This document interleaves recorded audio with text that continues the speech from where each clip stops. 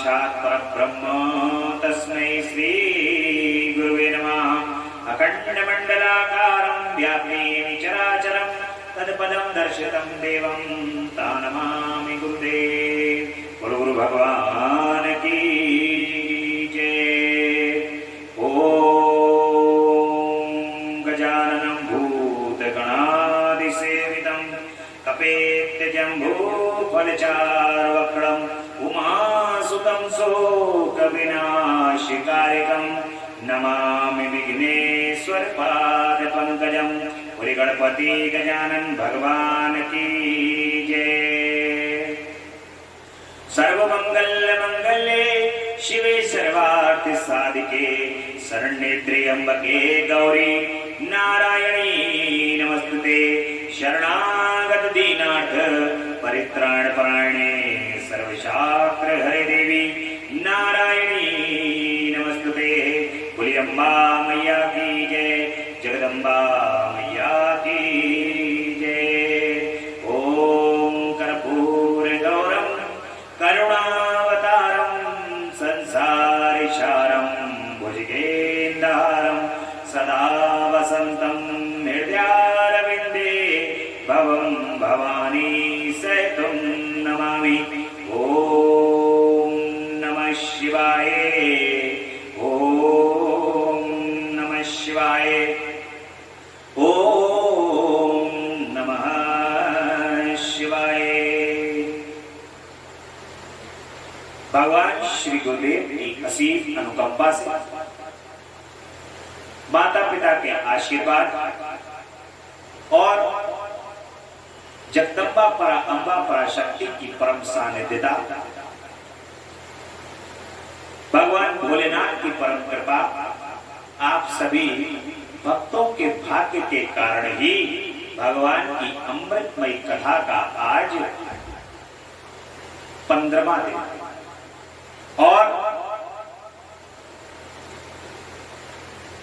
परम अमृतमयी कथा भगवान की ये 15 दिन आपके कानों के अंदर अमृत पढ़ते पढ़ते आज ये 15वें बूंद अमृत की आपके कान के अंदर प्रवेश कर जाएगा। भगवान की परम कृपा, उनकी परम दया, जगदम्बा की परम सानिध्यता और उनकी कृपा से ये कथा श्रवण करने का हम सभी को सौभाग्य प्राप्त हो रहा है। और इस कथा में, कल की कथा में हम सुन रहे थे कि जगदम्बा दक्ष के यज्ञ में पहुंच करके भगवान शिव का भाग न देख करके दक्ष से अप्रसन्न हो जाती हैं और अप्रसन्न होकर के दक्ष के यज्ञ में अपने शरीर को त्याग देती हैं। और जब ये समाचार उनके गणों को प्राप्त होता है तो वो दक्ष के साथ महायुद्ध करने के लिए उद्यत हो जाता है। नंदी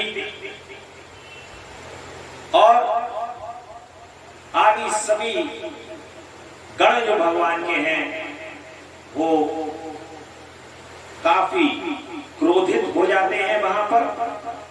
और इसके पश्चात आकाशवाणी द्वारा दक्ष की भर्त्सना, उसके विनाश की सूचना तथा समस्त देवताओं का यज्ञ मंडल से निकल जाने की प्रेरणा।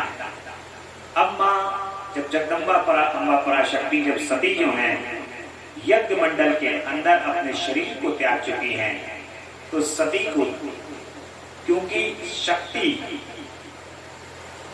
ने यहाँ पर जो शरीर को धारण किया है वो शरीर छोड़ दिया है।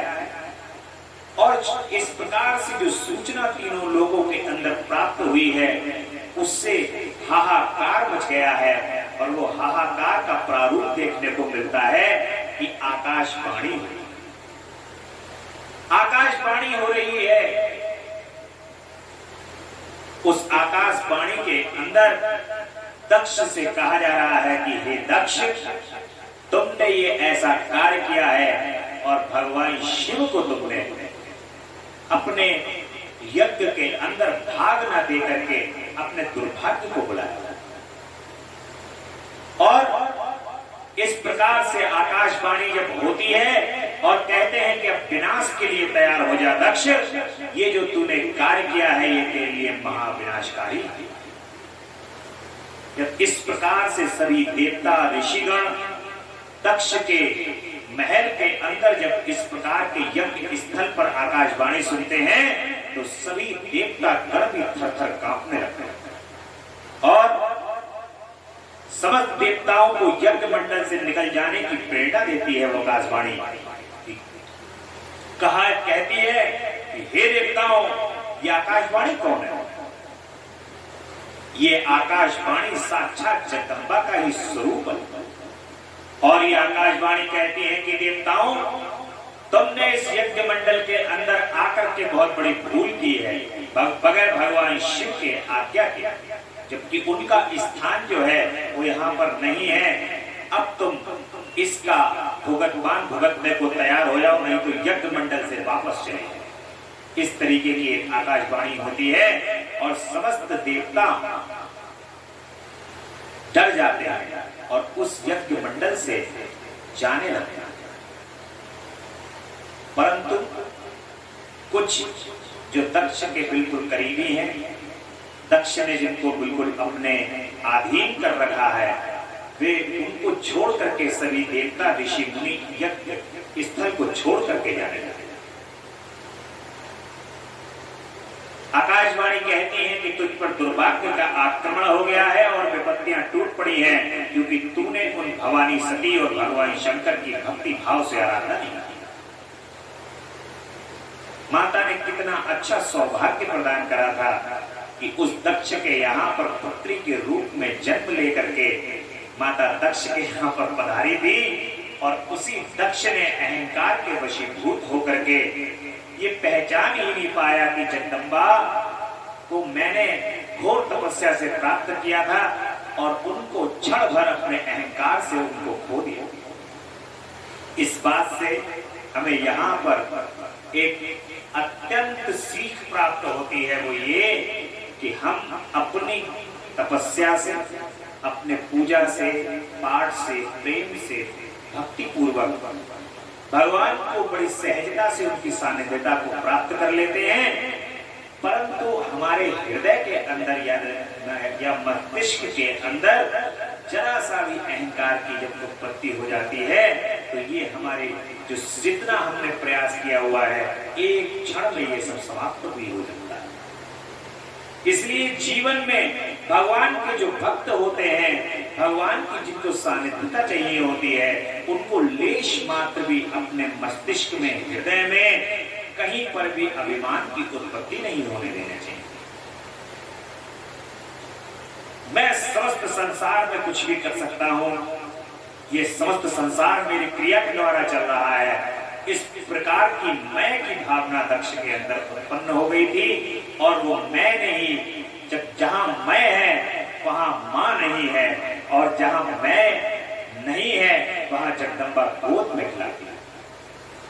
मैं के आगे तो मां कहती है कि जहां मैं है वहां मैं हूं ही नहीं, इसलिए मैं को त्यागना है। यदि भगवान की निकटता प्राप्त करनी है तो अपने अंदर जो मैं है उसको निकाल करके बाहर रखना पड़ेगा। जब मैं खत्म हो जाएगा, मैं निकल जाएगा, तो मेरे प्रभु और जगदम्बा दोनों की सानिध्यता आपको दिखाई देगी। क्योंकि जब तक हम ये मैं को लेकर के चलते हैं तब तक उनका कोई काम नहीं।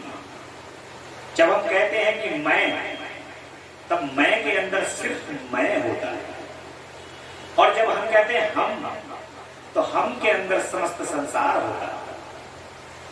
इसलिए एकाकार एक जो ये मनुष्य रूप के अंदर जो अपने आप को धारण करके ये कहता है कि मैं, तो एक स्वरूप बन जाता है। भगवान कहते हैं झेलो फिर अपने आप में।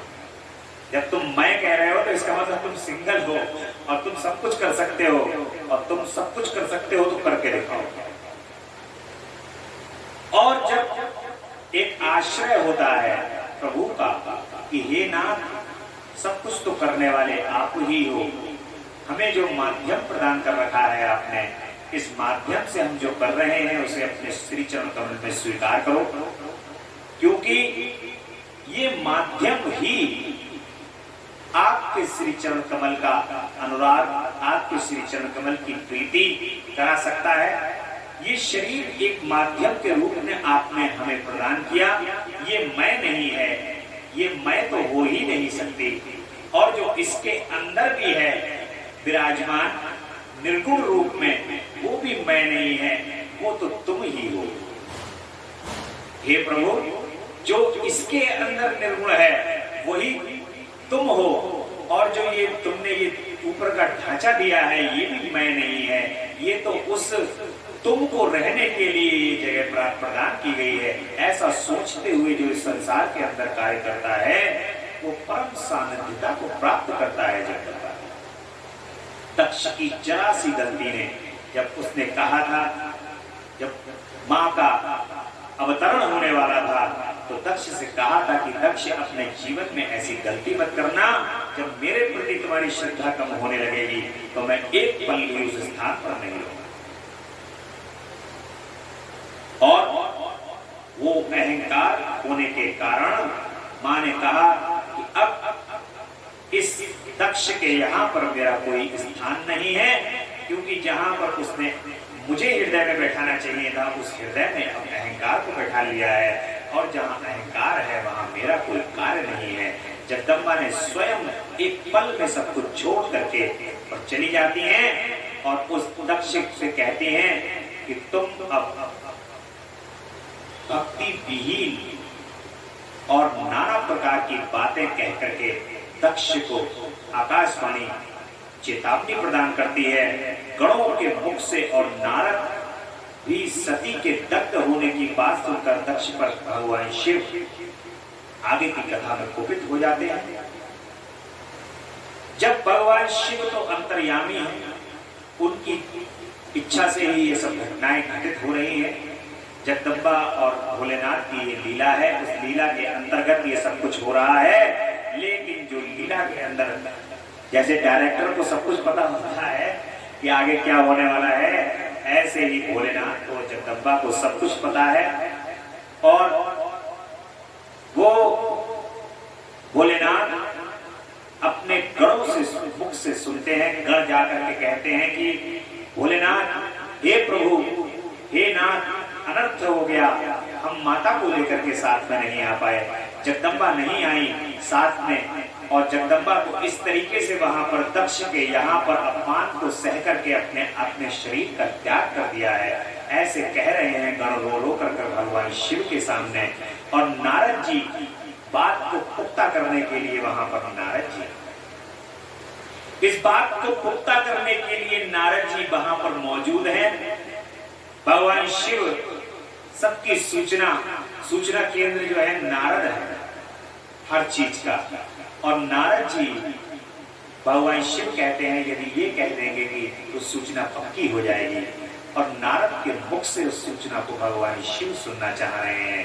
नारद जी ने जब उस सूचना पर मोहर लगा दी है तो भगवान शिव अपने क्रोध से, उनकी क्रोधाग्नि और अपने क्रोध से तीनों लोग हिल जाते हैं। उस समय पर भगवान शिव को अपार कुपित हो जाते हैं वहां पर, और अपनी जटा से वीरभद्र और महाकाली को प्रकट करके उन्हें यज्ञ विध्वंस करने और विरोधियों को जला डालने की आज्ञा प्रदान करते हैं।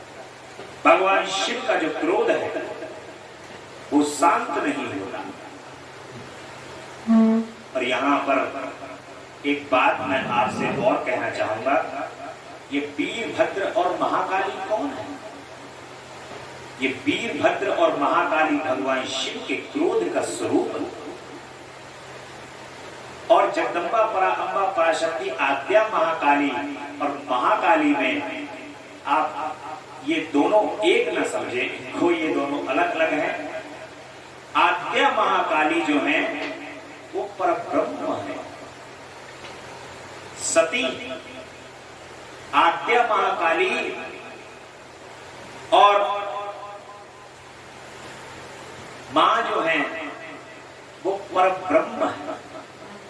तुम ही एक बोध्या परब्रह्म रूपा, तुम ही एक बोध्या परब्रह्म रूपा। वो जगदम्बा परा अम्बा पराशक्ति और भगवान शिव एकाकार है। वही वो दो नहीं है, भिन्न नहीं है, एक ही है। इसलिए ये महाकाली का जो रूप प्रकट किया है, ये वीरभद्र भगवान शिव हैं और महाकाली जगदम्बा है। ये दोनों अलग अलग रूप के अंदर प्रकट हो गए हैं और ये महाकाल के भी काल हैं, कालों के भी काल हैं। जब ये प्रकट हो गए हैं और भगवान शिव ने इनको आज्ञा प्रदान की है, जाओ यज्ञ को विध्वंस कर दो, जो आगे आए उसको छोड़ना। ऐसी आज्ञा जब भगवान शिव ने कर दी है, तब आकाशवाणी सुनकर सब देवता आदि भयभीत हो गए और विस्मित हो गए। उनके मुख से कोई बात नहीं निकली। वे इस तरह खड़े या बैठे रह गए मानो उन पर विशेष मोह छा गया। प्रभु के मंत्र बल से भाग जाने के कारण जो वीर शिवगण नष्ट होने से बच गए थे, वे भगवान शिव की शरण में गए और उन्होंने महेश्वर को सारा वृतांत यहाँ पर सुनाया, जैसे मैंने आपको बताया था। और ब्रह्मा जी कहते हैं कि नारद, अपने पार्षदों की ये बात सुनकर भगवान शिव ने वहां की सारी घटना जानने के लिए शीघ्र ही तुम्हारा स्मरण किया। भगवान शिव ने नारद को बुलाया। जैसे कोई भी ऑथेंटिकेटेड न्यूज, एक सरकारी एजेंसी होती है, वो जब तक उसको ऑथेंटिकेटेड खबर नहीं देती, तब तक वो सरकारी एजेंसी, सरकार मानती नहीं है कि ये खबर बिल्कुल पक्की। ऐसी नारद जी सरकारी अखबार है, जो वो छाप देते हैं अपने अंदर, वो खबर पक्की हो जाती है। नारद जी ने मोहर लगा दी है और शंकर जी को भक्ति पूर्वक प्रणाम करके आप खड़े हो गए और कहते हैं कि स्वामी शिव ने तुम्हारी प्रशंसा करके तुमने दक्ष के यज्ञ में गई हुई सती का समाचार तथा दूसरी घटनाओं को पूछा। शंभु के पूछने पर शिव में मन लगाए रखने से तुमने शीघ्र ही सारा वृतांत कह सुना दिया। और भगवान शिव का क्रोध है यहाँ पर वीरभद्र और मां काली को उत्पन्न किया है। महारुद्र, सोम, सूर्य और अग्नि को 3 नेत्रों के रूप में धारण करने वाले प्रभु शीघ्र आज्ञा कीजिए। अब वीरभद्र आ गए हैं और मुझे इस समय कौन सा कार्य करना होगा? ईशान, क्या मुझे आधे ही क्षणों में सारे समुद्रों को सुखा देना है या इतने ही समय में संपूर्ण पर्वतों को पीस डालना? अब वीरभद्र महाबलशाली हैं, उत्पन्न हुए हैं, भगवान ने उनको इसी कार्य के लिए उत्पन्न किया है। तो वो बल के कारण जो है वो भगवान से कह रहे हैं कि क्या कर डालूं मैं, तहस नहस कर डालूं सब कुछ, या पहाड़ों को पीस डालूं, समुद्रों को सुखा डालूं, क्या करूं मैं? ब्रह्मा जी कहते हैं कि नारद उनकी यह बात सुनकर सर्व मंगला के पति भगवान शिव बहुत संतुष्ट हुए और वीरभद्र से कहा कि तुम्हारी जय हो। और ऐसा आशीर्वाद देकर के भगवान कहते हैं कि मेरे पार्षदों में श्रेष्ठ वीरभद्र, ब्रह्मा जी का पुत्र दक्ष बड़ा दुष्ट है, वह मूर्ख को बड़ा घमंड हो गया है, अतः इन दिनों वह विशेष रूप से मेरा विरोध करने लगा है। दक्ष इस समय एक यज्ञ करने के लिए उद्यत है, तुम याग परिवार सहित उस यज्ञ को भस्म करके शीघ्र ही मेरे स्थान पर लौटाओ। भगवान कहते हैं कि जाओ वीरभद्र और उस यज्ञ को नष्ट कर करके शीघ्र ही मेरे स्थान पर। वीरभद्र, ब्रह्मा जी कहते हैं कि नारद महेश के इस वचन को सुनकर आनंद पूर्वक सुनकर के वीरभद्र बहुत संतुष्ट हुए। उन्होंने महेश्वर को प्रणाम किया और तत्पश्चात उन देवादिदेव शूली की वहां से शीघ्र ही दक्ष के यज्ञ मंडल की ओर चल दिए और भगवान शिव ने केवल शोभा के लिए उनके साथ करोड़ों महावीर गणों को भेज दिया, ताकि एक योद्धा इकल्ला जाएगा तो अच्छा नहीं लगेगा। भगवान ने कहा कि जाओ, अपने और गण लाखों गण संग में कर दिए, लेकिन वो वीरभद्र अकेले ही काफी थे। भगवान रुद्र के वीरभद्र सहित जो लाखों पार्षद गण थे, उन सबका स्वरूप रुद्र के ही समान था। उन गणों के साथ महात्मा वीरभद्र भगवान शिव के समान ही वेशभूषा धारण किए रथ पर बैठकर यात्रा कर रहे थे। उनके एक सहस्त्र भुजाएं थी, शरीर में नागराज लिपटे हुए थे और वीरभद्र बड़े प्रबल और भयंकर दिखाई दे रहे थे। उनका रथ बहुत ही विशाल था। तमाम आए हुए संकटों को दूर करने के लिए, बड़ी से बड़ी विपत्तियों को सर पर आए हुए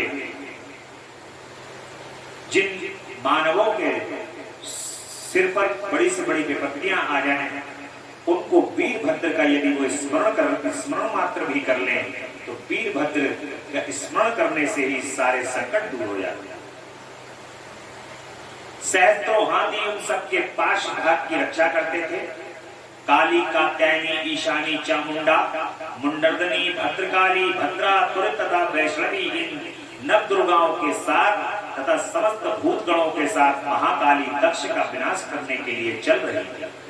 डाकिनी, साकिनी, भूत, प्रथम, कुहा, कूष्मांड, पर्टक, चटक, ब्रह्म राक्षस, भैरव, क्षेत्रपाल आदि ये सभी वीर भगवान शिव की आज्ञा का पालन कर रहे थे। भगवान शिव की सब ये आज्ञा का पालन करते हुए यज्ञ की ओर धीरे धीरे बढ़ रहे थे। इस प्रकार जब प्रथम गणों सहित वीरभद्र ने प्रस्थान किया, तब उधर दक्ष तथा देवताओं को बहुत से अशुभ लक्षण दिखाई देने लगे। देवऋषि यज्ञ विध्वंस की सूचना देने वाले त्रिविध उत्पात प्रकट होने लगे। दक्ष की बाईं आंख, बाईं भुजा और बाईं जांघ फड़कने लगी।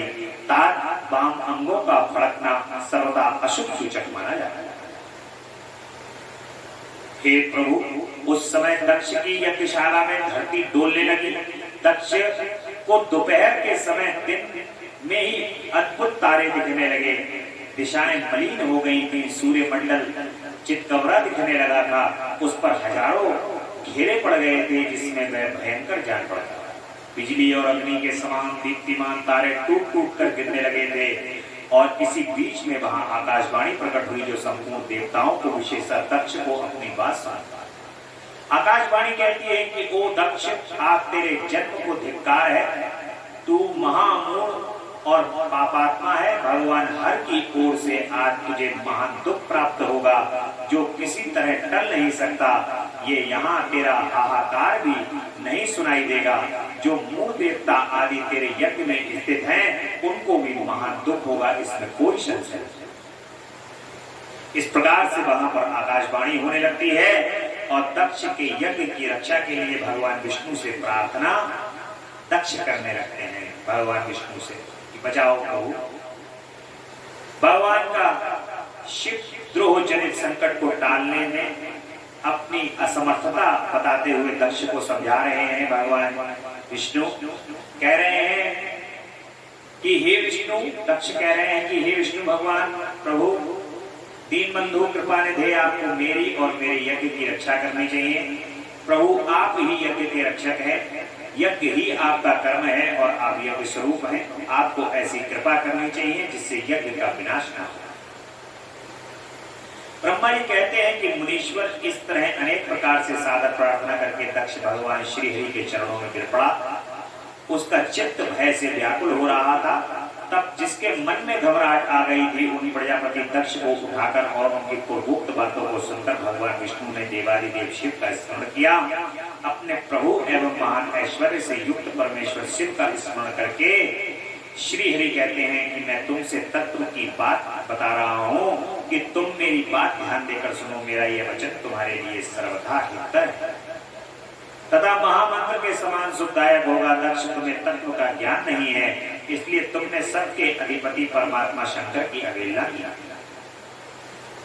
ईश्वर की अवहेलना से सारा कार्य सर्वथा निष्फल हो जाता है। केवल इतना ही नहीं, पग पग पर विपत्ति भी आती है। जहाँ अपूज्य पुरुषों की पूजा होती है और पूजनीय पुरुष की पूजा नहीं की जाती, वहां दरिद्रता, मृत्यु और भय, ये तीन संकट अवश्य प्राप्त होते हैं।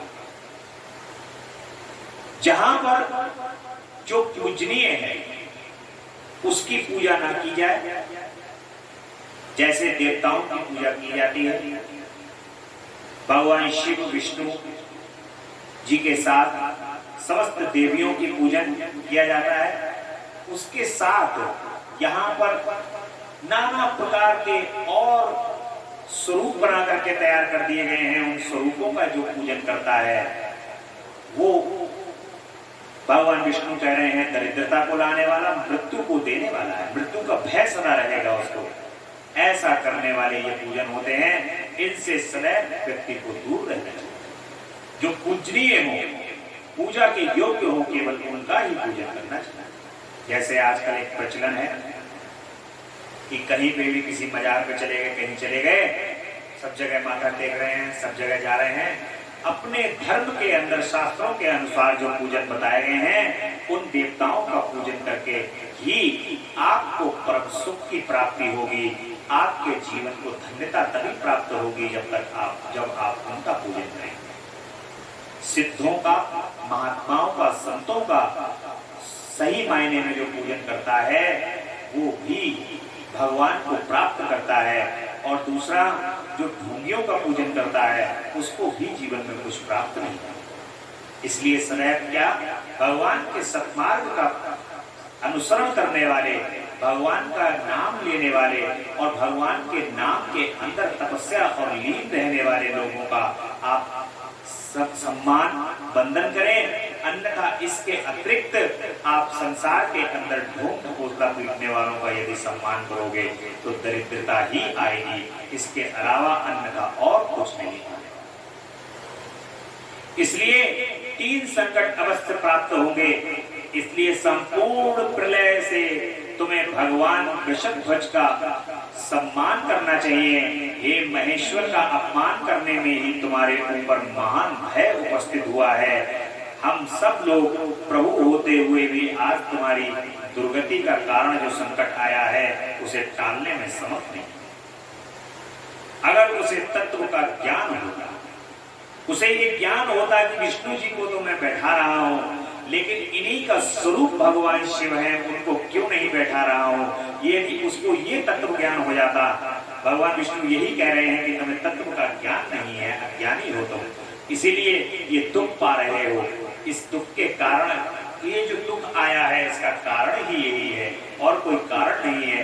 अनायास ही तुमने भगवान शिव का अपमान कर दिया है, अब तुम इसको झेलो। जो आया है इसको झेलो भी बेटा, कि जो तुमने अपने हिसाब से जो करा है। ब्रह्मा जी कहते हैं कि नारद भगवान विष्णु का ये वचन सुनकर दक्ष चिंता में डूब गया और उसके चेहरे का रंग उड़ गया और वो चुपचाप पृथ्वी पर खड़ा रह गया। उसी समय भगवान रुद्र के भेजे हुए गणनायक वीरभद्र अपनी सेना के साथ यज्ञ स्थल में जा पहुंचा। इससे पहले दक्ष कुछ सोचे, वीरभद्र पहुंच गए अपना काम करने के लिए, पहुंच गए यज्ञ स्थल पर। अब तो जो होना है वो तो होना ही होना है, क्योंकि वीरभद्र तो भगवान शिव की आज्ञा को लेकर के आए हैं, वो टल नहीं सकती। भगवान शिव की आज्ञा को पाकर के वीरभद्र वहां सब कुछ तहस नहस करने के लिए ही आए हैं। और वे वीर शिरोमणि रुद्र सैनिक जोर जोर से सिंहनाद करते हैं। उनके उस महानाद से तीनों लोग गूंज उठते हैं, आकाश धूप से ढक जाता है, दिशाएं अंधकार से आवृत हो गई हैं, सातों द्वीपों से युक्त पृथ्वी अत्यंत भय से व्याकुल हो गई है, पर्वत वन और कानूनों सहित कांपने लगी, संपूर्ण समुद्रों में ज्वार आ गया। इस प्रकार से धरती थर-थर कांपने लगती है। वीरभद्र की वहां पर देख करके वीरभद्र किस प्रकार का यहाँ पर तांडव मचाने के लिए आए हैं, और ये ब्रह्मा जी कहते हैं दक्ष की अत्यंत दीनता भगवान विष्णु। उस समय दक्ष कहते हैं कि प्रभु भगवान विष्णु से कि आपके बल से ही मैंने इस महान यज्ञ का आरंभ किया है, सत्कर्म की सिद्धि के लिए आप ही प्रमाण माने गए हैं। हे भगवान विष्णु, आप कर्मों के साक्षी तथा यज्ञों के प्रतिपालक हैं। हे महाप्रभु, आप वेदोक्त धर्म तथा ब्रह्मा जी के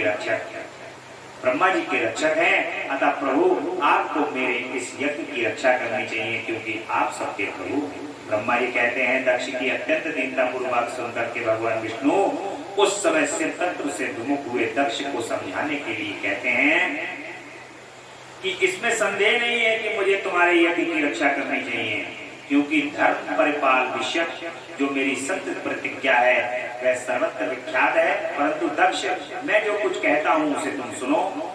इस समय अपनी क्रूरतापूर्ण बुद्धि को त्याग दो।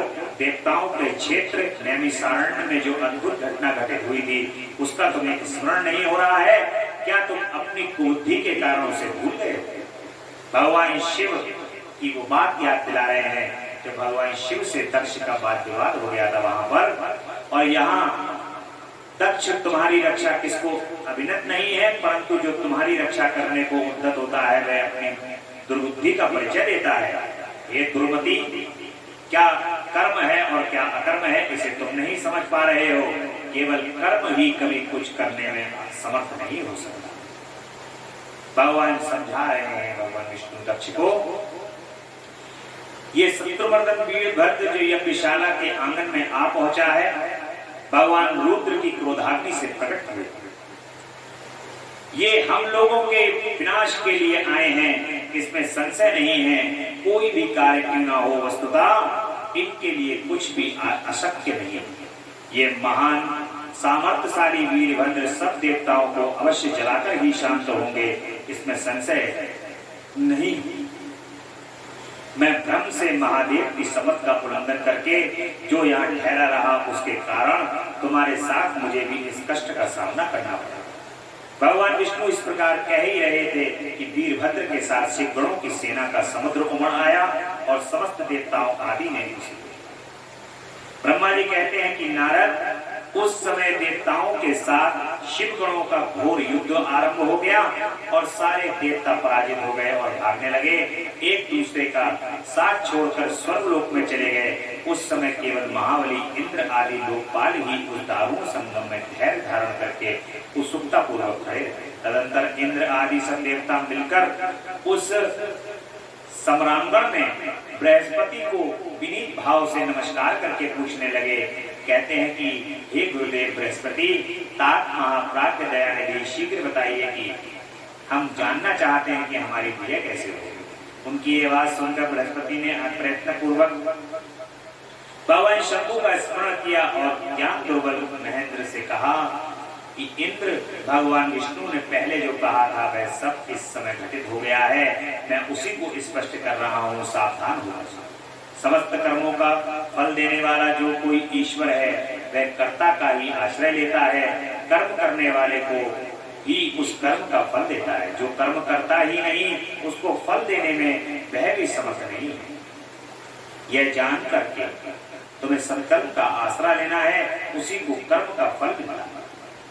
न मंत्र, न औषधियां, न समस्त अविचारिक कर्म, न लौकिक पुरुष, न कर्म, न वेद, न पूर्व और उत्तर मीमांसा तथा न वेदों से युक्त अन्यान्य शास्त्र ही ईश्वर को जानने में समर्थ होते हैं। ऐसा प्राचीन विद्वानों का कथन है। अनन्य शरण भक्तों को छोड़कर दूसरे लोग संपूर्ण वेदों का 10,000 बार स्वाध्याय करके भी महेश्वर को भली भांति नहीं जान सकते। ऐसा गुरु बृहस्पति कह रहे हैं कि बृहस्पति भगवान की ये बात सुनकर के इंद्र सहित समस्त लोकपाल बड़ी चिंता में पड़ गए और महावीर रुद्रगणों से घिरे हुए वीरभद्र ने मन ही मन भगवान शंकर का स्मरण करके इंद्र आदि लोकपालों को डांटा और इसके पश्चात रुद्रगणों के नायक वीरभद्र ने रोष से भरकर तुरंत ही संपूर्ण देवताओं को तीखे बाणों से घायल कर दिया। उन बाणों की चोट खाकर इंद्र आदि समस्त सुरेश्वर भागते हुए दसों दिशाओं में चले गए। और ब्रह्मा जी कहते हैं कि नारद ऋषियों का यह वचन सुनकर मेरे सहित भगवान शिव ऋषि जो हैं वहां पर मौजूद हैं यज्ञशाला में, और रमानाथ सर्वेश्वर महाप्रभु दक्ष के यज्ञ की रक्षा कीजिए।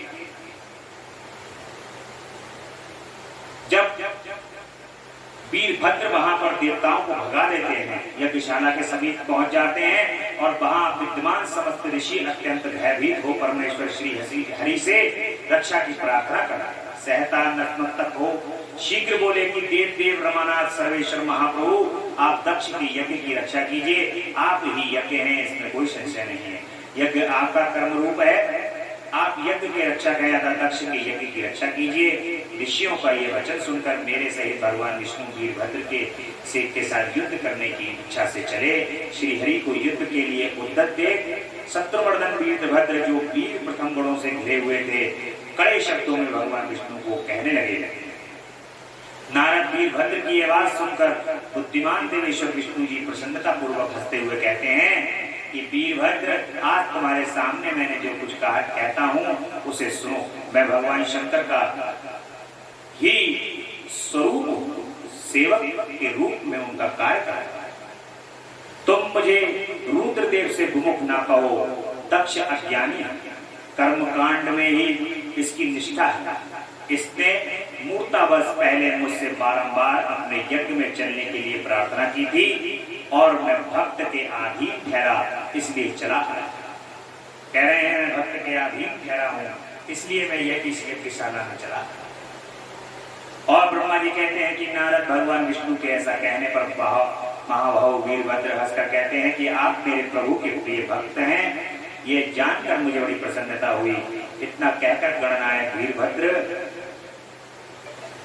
हंस पड़ा और विनय से नतमस्तक को बड़ी प्रसन्नता के साथ श्री विष्णुदेव से कहने लगे कि महाप्रभु, मैंने आपके भाव की परीक्षा के लिए कड़ी बातें कही थी। इस समय यथार्थ बात कहता हूँ, सावधान होकर सुनो। जैसे शिव है वैसे आप हैं, जैसे आप हैं वैसे भगवान शिव है, ऐसा वेद कहते हैं। और वेदों का यह कथन शिव की आज्ञा के अनुसार ही है। हे रमानाथ, भगवान शिव की आज्ञा से हम सब लोग उनके सेवक ही हैं। तथापि मैंने जो बात कही है वह इस बात विवाद के अवसर के अनुरूप ही। आप मेरी हर बात को आपके प्रति आदर भाव से ही कही गई समझिए। ब्रह्मा जी कहते हैं कि ऐसा कहकर भगवान विष्णु चुप हो जाते हैं और युद्ध के लिए कमर कसकर डट जाते हैं, क्योंकि युद्ध तो उनको करना ही है। दक्ष के यज्ञ की रक्षा करनी है, क्योंकि रक्षक हैं यज्ञ के वो। और तदंतर भगवान विष्णु और वीरभद्र में घोर युद्ध होता है और भगवान विष्णु के चक्र को भी वो स्तंभित कर देता है, शांत धनुष के टुकड़े कर देते हैं। और उसके बाद वीरभद्र जो हैं यज्ञशाला के अंदर उपस्थित दक्ष के समीप पहुंच जाते हैं। और पूर्व काल में जिस समय महादेव दक्ष के द्वारा जिस तरीके से बुरा भला कहा जा रहा है, नंदी के भग को रोष पूर्वक पृथ्वी पर भगवान शिव को यहाँ पर उल्टा सीधा अनाप शनाप कहा जा रहा है। और वहीं रुद्र गणनायक ने सुधा स्वाहा और दक्षिणा देवियों की बड़ी विडंबना की है। मंत्र तंत्र तथा दूसरे लोग ने उनका भी तिरस्कार किया है। ब्रह्मपुत्र दक्ष भय के मारे अंतर्वेदी के भीतर छिप गए। जिस जगह पर भगवान शिव को बुरा भला कहा गया, सभी ने वहां पर दक्ष के साथ एक सुर में सुर मिलाया था। अब वहां पर दक्ष जो है वो यज्ञ वेदी के अंदर छिप गए। वीरभद्र उनका पता लगाकर उन्हें बलपूर्वक पकड़ लाए, फिर उनके दोनों गाल पकड़कर उनके ऊपर मस्तक पर तलवार से आघात किया, परंतु योग के प्रभाव से दक्ष का सिर अभेद हो गया, इसलिए कट नहीं सका। जब वीरभद्र को ज्ञात हुआ कि संपूर्ण अस्त्र शस्त्रों से इसके मस्तक का भेदन नहीं हो सकता, तब उन्होंने दक्ष की छाती पर पैर रखकर दबाया और दोनों हाथों से गर्दन मरोड़कर तोड़ डाला। फिर शिवद्रोही दुष्ट दक्ष के उस शिर को गणनायक वीरभद्र ने अग्निकुंड में डाल दिया। तदंतर जैसे सूर्य घोर अंधकार राशि का नाश करके उदयाचल पर आरूढ़ होते हैं, उसी प्रकार वीरभद्र दक्ष और उनके यज्ञ का विध्वंस करके कृत कार्य हो तुरंत ही वहां से उत्तम कैलाश पर्वत की ओर चल दिया। वीरभद्र का कार्य पूरा हुआ और श्री विष्णु दधीची मुनि के शाप के कारण बताते हुए दधीची और ध्रुव के विवाद का इतिहास है। यहाँ पर मृत्युंजय मंत्र के अनुष्ठान से दधीची की अभ्यर्थता और श्री हरि के क्षुभ को दधीची की पराजय के लिए यत्न करने का आश्वासन। सूत जी कहते हैं कि महर्षियों अमित बुद्धिमान ब्रह्मा जी की कही हुई ये कथा सुनकर द्विश्रेष्ठ नारद विस्मय में पड़ गए और इधर आओ, द्विश्रेष्ठ नारद विस्मय में पड़ गए। उन्होंने प्रसन्नता पूर्वक प्रश्न किया। नारद प्रसन्नता पूर्वक प्रश्न किया, नारद दक्ष के यज्ञ में अच्छा, दक्ष के यज्ञ में क्यों चले गए, जिनके कारण यहाँ तिरस्कार हुआ? क्या वे प्रलयकारी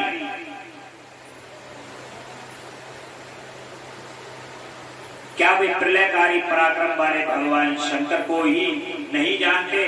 फिर उन्होंने अज्ञानी पुरुष की भांति रुद्रगणों के साथ युद्ध क्यों किया?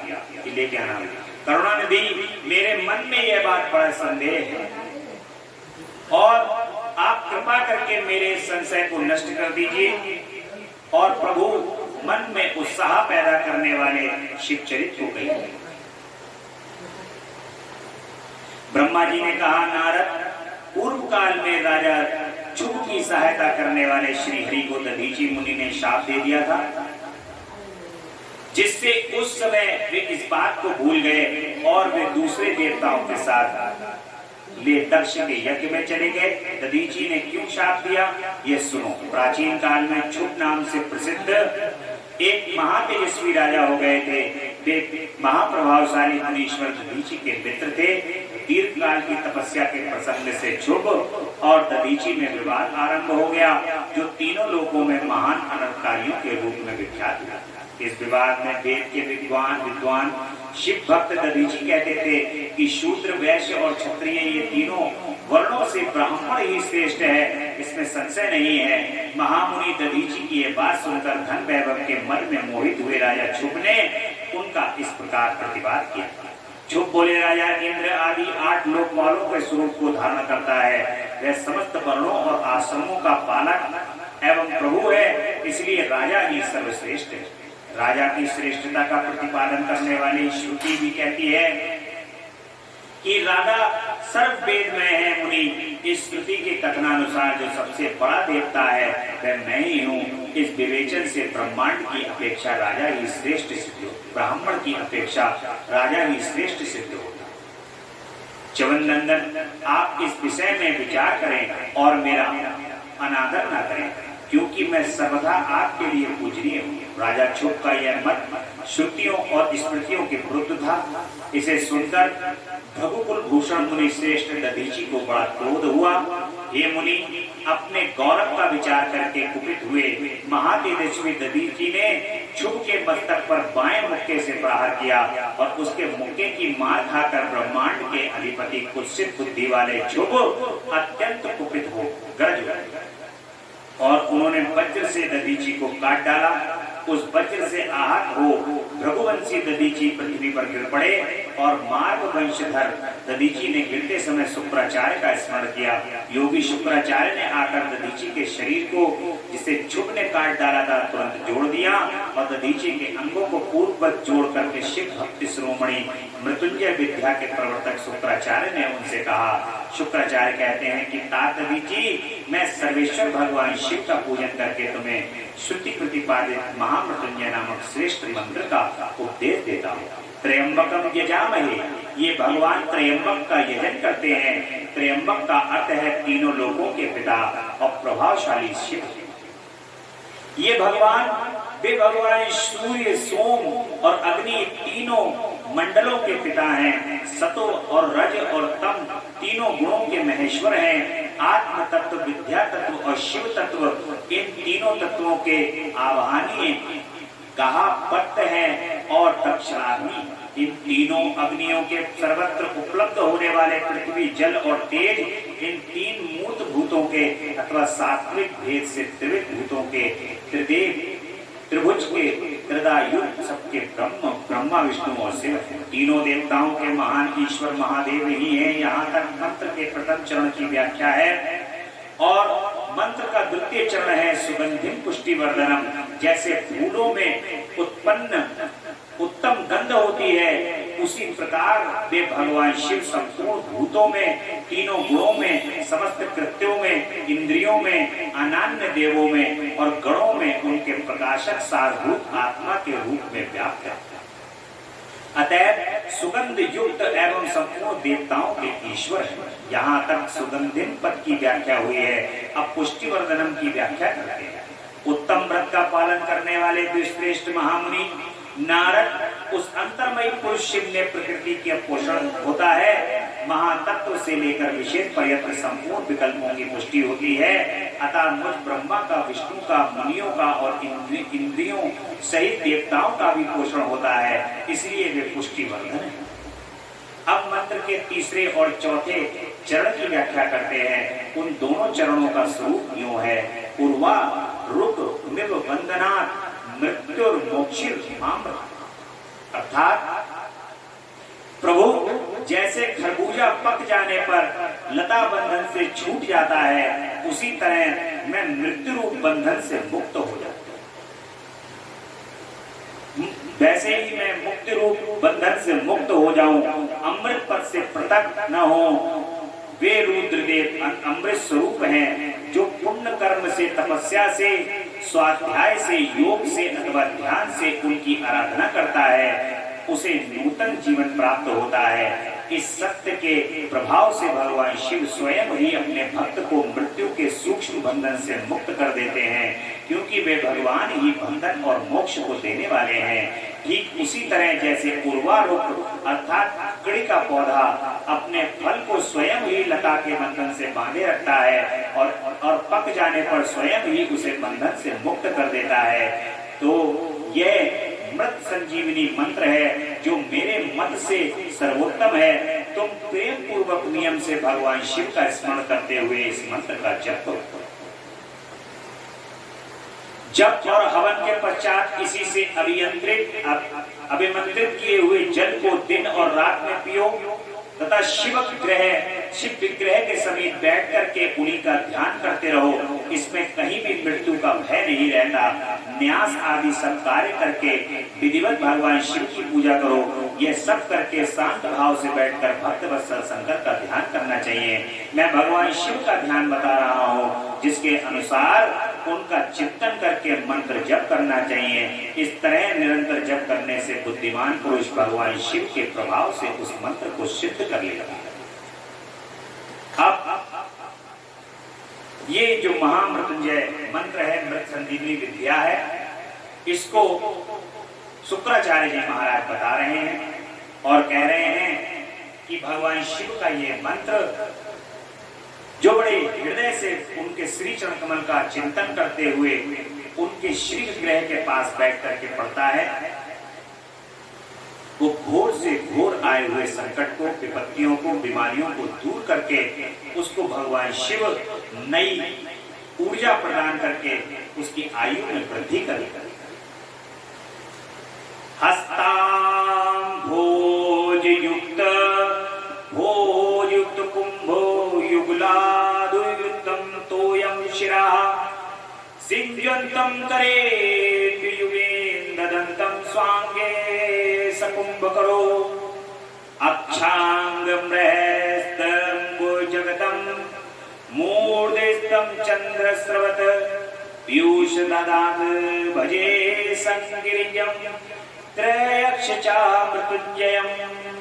जो अपने ही दो कर कमलों में रखे हुए दो कलशों से जल निकालकर उससे ऊपर वाले दो हाथों पर अपने मस्तक को सींचते हैं, अन्य दो हाथों से जो खड़े लिए हुए उन्हें अपनी गोद में रखे हुए हैं तथा शेष दो हाथों में रुद्राक्ष और मृग रुद्रा धारण करे हुए हैं, कमल के आसन पर बैठे हुए हैं, सिर पर स्थित चंद्रमा से निरंतर झरते हुए अमृत से जिनका सारा शरीर भीगा हुआ है तथा जो तीन नेत्र धारण करने वाले हैं, उन भगवान मृत्युंजय का जिनके साथ गिरिजा नंदिनी उमा भी विराजमान है, मैं उनका चिंतन करता हूँ, उनका भजन करता हूँ। ब्रह्मा जी कहते हैं तात मुनि श्रेष्ठ दधीची को इस प्रकार उपदेश देकर शुक्राचार्य भगवान शंकर का स्मरण करते हुए अपने स्थान को लौट जाते हैं। अब यहाँ पर भगवान शिव की मृत्युंजय मृत संजीवनी विद्या का ज्ञान जो है वो दधीची जी को दे जाते हैं शुक्राचार्य जी, और मुनिश्रेष्ठ दधीची की बात को उपदेश को देकर के शुक्राचार्य भगवान शंकर का स्मरण करते हुए अपने स्थान को लौट गए। दधीची कहते हैं कि देव देव महादेव मुझे 3 बार 3 वरदान दीजिए। भगवान शिव की आराधना करते हैं घोर तपस्या करते हैं, भगवान शिव प्रकट हो जाते हैं और दधीची के सामने प्रकट हुए।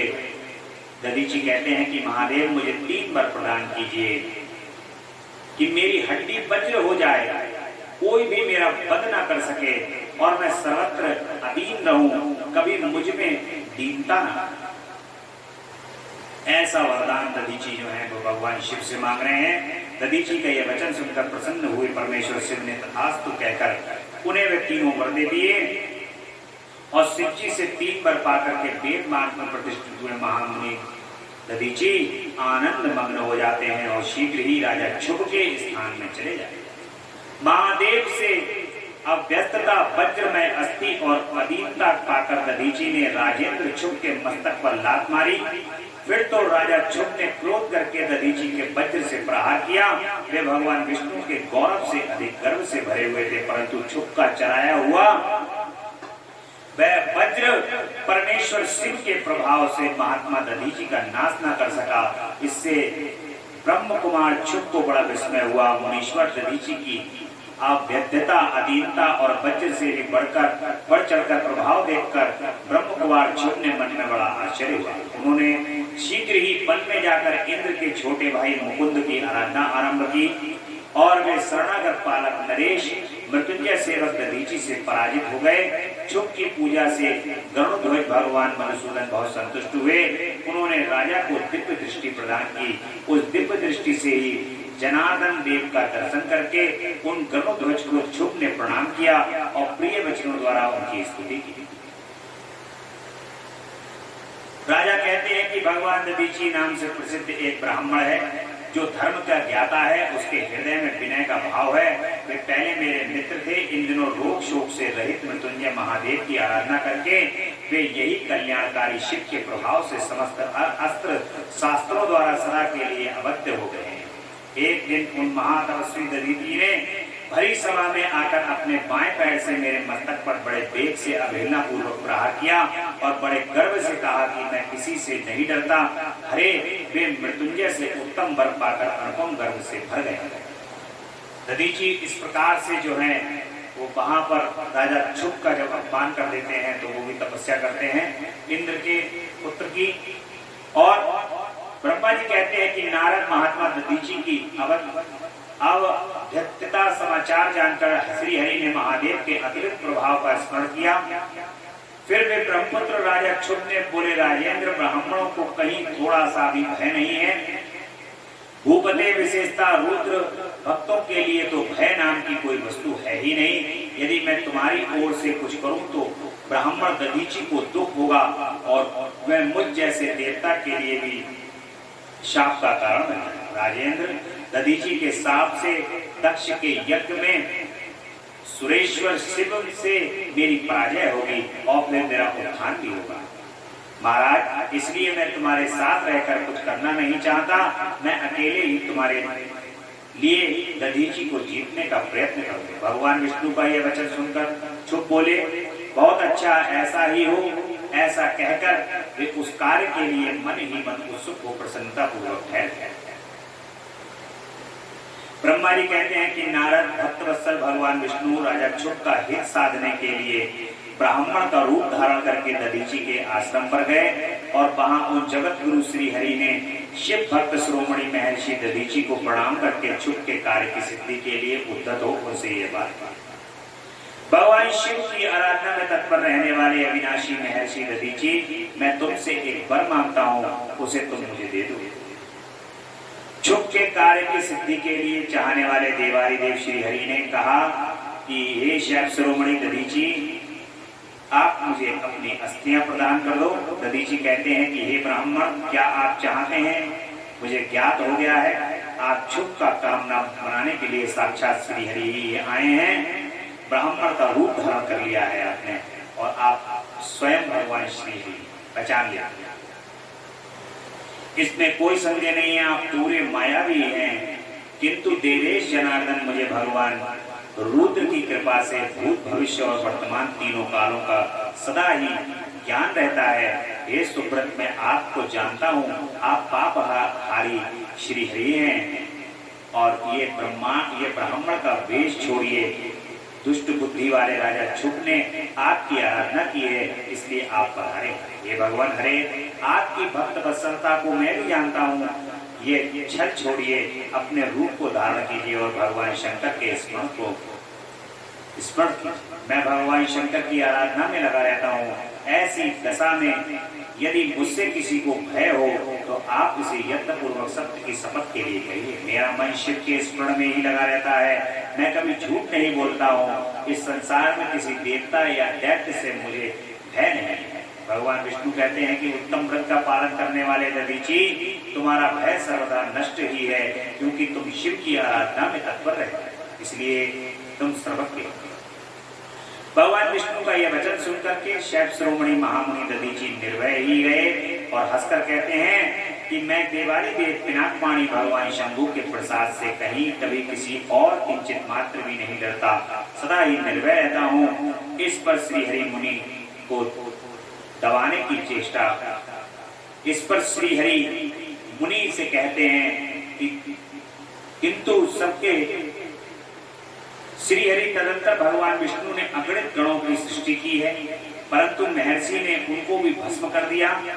तब भगवान ने अपनी अनंत विष्णु मूर्ति प्रकट की। यह सब देखकर च्यवन कुमार ने वहां जगदीश्वर भगवान विष्णु से कहा। दधीची कहते हैं कि महाभाव माया को त्याग दो, विचार करने से ये प्रतिभा मात्र प्रतीत होती है। हे माधव, मैंने सहस्त्रों दुर्योग्य वस्तुओं को जान लिया है, आप मुझ में अपने सहित संपूर्ण जगत को देखिए। मेरा आलस्य होकर मुझ में ब्रह्मा एवं रुद्र के दर्शन कीजिए, मैं आपको दिव्य दृष्टि प्रदान करूंगा। ऐसा कहकर भगवान शिव के तेज से पूर्ण शरीर वाले च्यवन कुमार दधीची मुनि ने अपनी देह से समस्त ब्रह्मांड का दर्शन करा दिया है। तब भगवान विष्णु ने उन पर पुनः कहा कि इतने में ही राजा चुप वहां पहुंच जाते हैं। मैंने निश्चेष्ट खड़े हुए भगवान पद्मनाभ को तथा देवताओं को क्रोध करने से रोका है। मेरी ये बात सुनकर उन लोगों ने ब्राह्मण दधीची को परास्त नहीं किया। श्री हरि उसके पास गए और उन्होंने मुनि को प्रणाम किया।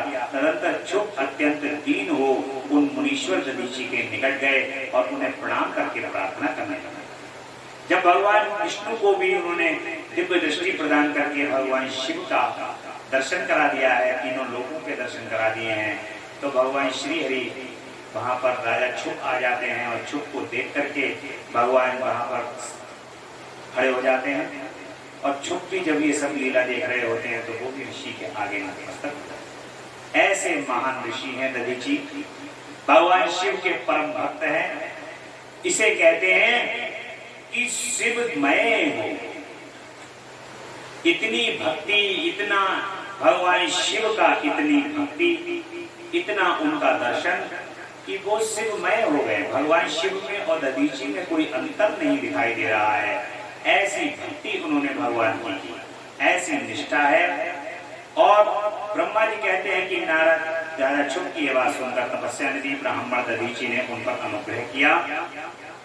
तत्पश्चात श्री विष्णु आदि को देखकर क्रोध से व्याकुल मन ही मन शिव का स्मरण करके राजा ऋषि दधीची जो हैं वो सभी देवताओं को और भगवान विष्णु को श्राप देने लगे।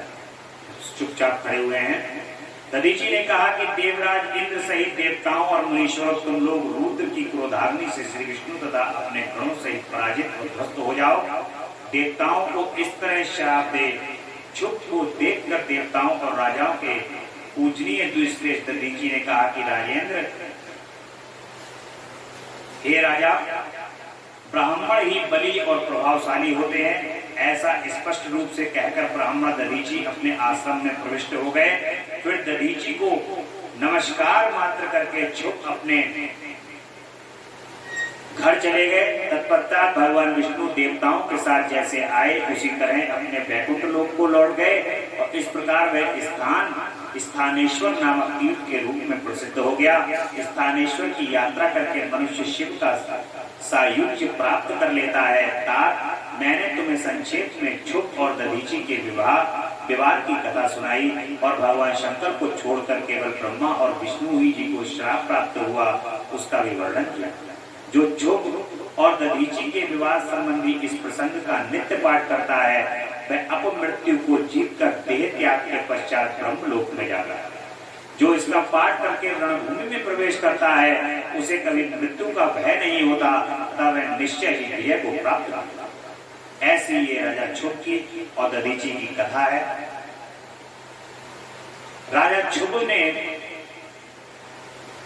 जो अपने जीवन में गलती की है, वो गलती ये की है कि वो कह रहे हैं कि राजा ही सर्वश्रेष्ठ होता है, समस्त लोक का कल्याण करने वाला होता है।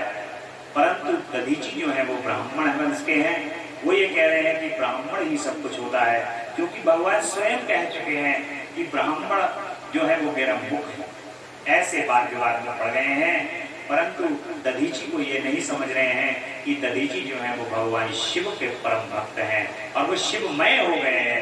ब्राह्मण होना एक अलग बात है, परंतु दधीची स्वयं में शिव भक्त होकर के शिवमय हो गए हैं। वो जो चाहे वो कर सकते हैं, ऐसा उनको स्मरण नहीं रहा। बाद में जब ज्ञात हो जाता है तो दधीची उनको फिर भी क्रोध में भर करके इस बात का ज्ञात कराते हैं कि जैसा तुमने अपने मन में स्मरण किया था वैसा नहीं है।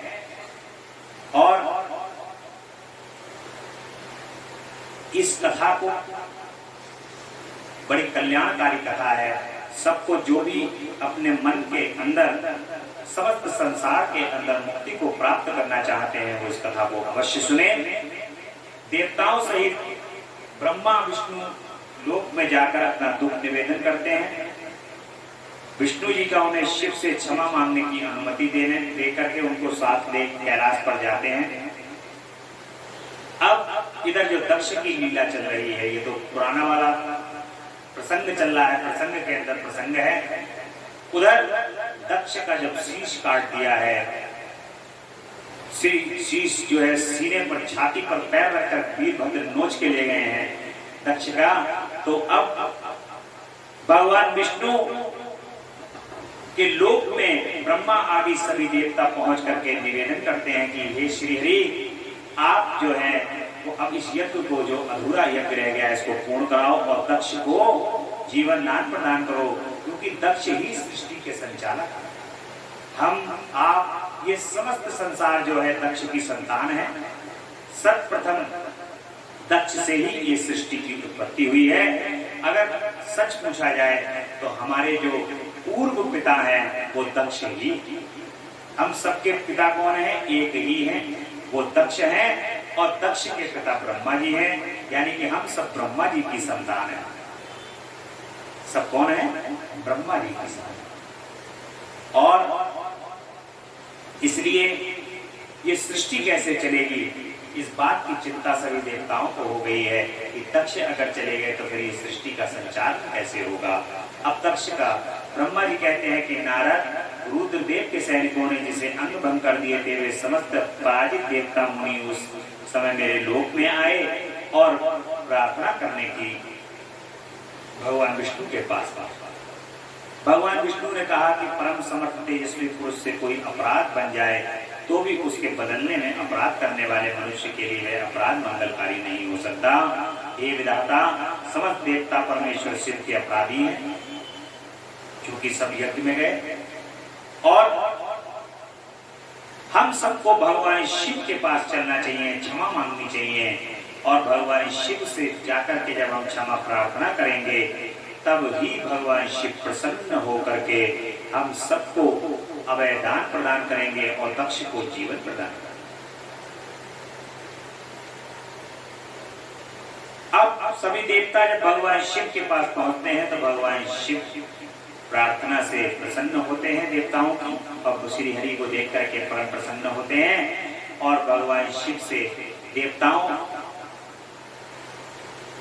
ने कहा कि हे प्रभु, ये सृष्टि कैसे संचालित होगी?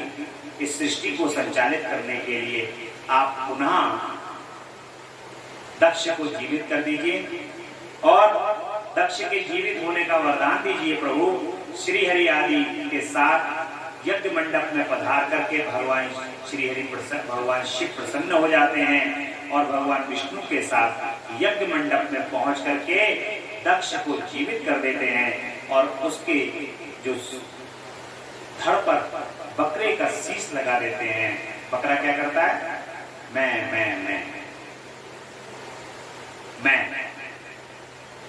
उसी मैं के कारण उसके प्राण गए थे, लेकिन परंतु उस दक्ष का जो है वो मैं का बकरे का शीश भगवान लगा देते हैं और दक्ष पुनः जीवित हो जाते हैं।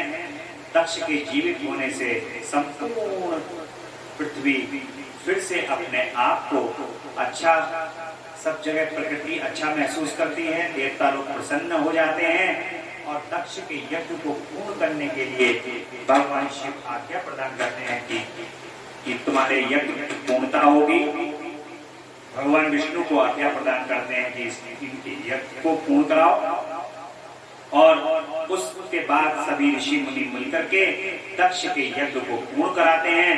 क्योंकि देखिए, दक्ष चाहे किसी भी भावना से यज्ञ कर रहे थे, लेकिन मानव कल्याण के लिए वो यज्ञ हो रहा था और यज्ञ की पूर्ति कराना भगवान शिव को जब आ गए, वहां पधार गए, पहुंच गए, कैसे भी पहुंचे, लेकिन अब भगवान शिव तो इतने दयालु हैं, वहां पर पहुंच करके भगवान शिव दक्ष के यज्ञ को पूर्ण करने के लिए वरदान दे देते हैं कि तुम्हारा जाओ यज्ञ पूर्ण होगा।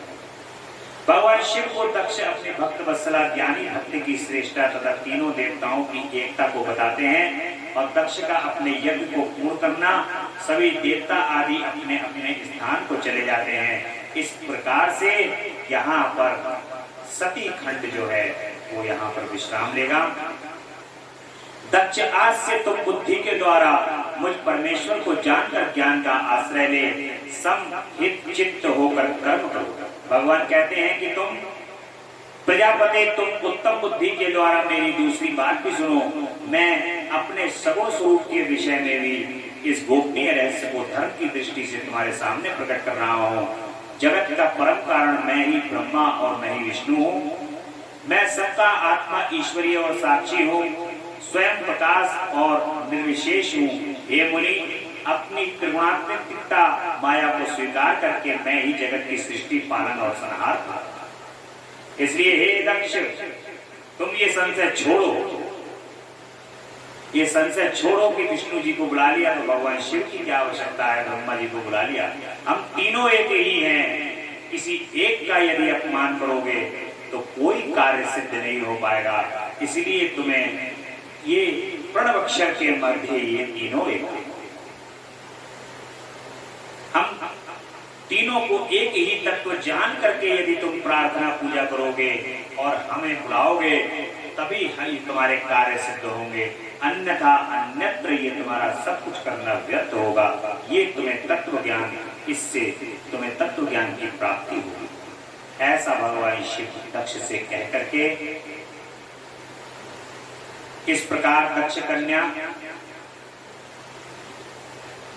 सती की कहानी, जो अपने यज्ञ में अपने शरीर को त्याग करके हिमालय की पत्नी मैना के गर्भ से फिर उत्पन्न हुई है दोबारा, क्योंकि जगदम्बा को तो आना ही आना है भगवान शिव के पास, रुकना नहीं है।